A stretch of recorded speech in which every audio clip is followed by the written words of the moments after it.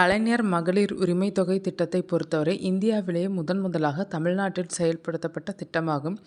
இத்திட்டத்தில் பெண்களுக்கு மாதம் ரூபாய் 1000 வழங்கப்படுவதை எல்லோரும் அறிந்திருப்பீர்கள். அதாவது ரேஷன் கார்டை அடிப்படை ஆவணமாக வைத்து அதிலிருந்து தகுதியானவர்களை தேர்வு செய்தும் தமிழ்நாடு அரசு மாதந்தோறும் 1.31 கோடி பெண்களுக்கு ரூபாய் 1000 வழங்கி வருகிறது. அதுவும் அவர்களது வங்கி கணக்கிலேயே நேரடியாக வரவு வைக்கிறது.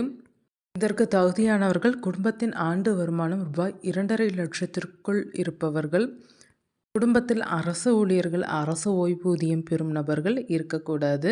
இந்த திட்டத்திற்கு யாரெல்லாம் தகுதி இல்லாதவர்கள் என்பதை இந்த வீடியோவில் பார்க்கலாம்.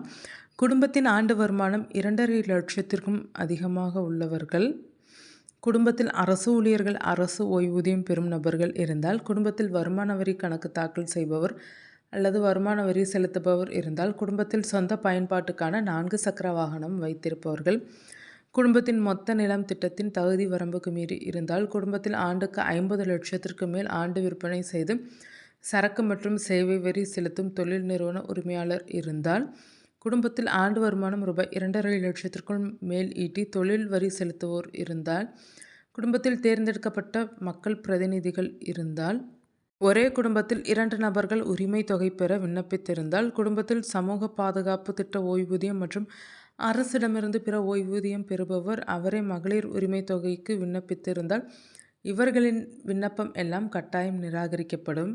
குடும்ப அட்டையில் பெயர் இடம்பெற்றுள்ளவர்கள் அனைவரும் ஒரு குடும்பமாக கருதப்படுவர்.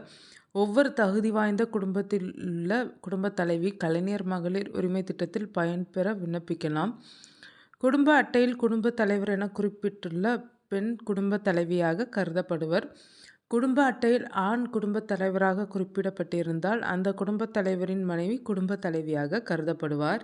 குடும்ப அட்டையில் ஆண் குடும்ப தலைவரின் மனைவியின் பெயர் ஏதேனும் காரணத்தினால் இல்லாத பட்சத்தில் குடும்பத்திலுள்ள இதர பெண்களில் ஒருவர் குடும்ப தலைவியாக கருதப்படுவர். ஒரு குடும்பத்தில் ஒன்றுக்கும் மேற்பட்ட 21 வயது நிரம்பிய பெண்கள் இருந்தால் இத்திட்டத்தின் கீழ் பயன்பெற ஒரு நபரை குடும்ப உறுப்பினர்கள் தேர்வு செய்து விண்ணப்பிக்க செய்யலாம்.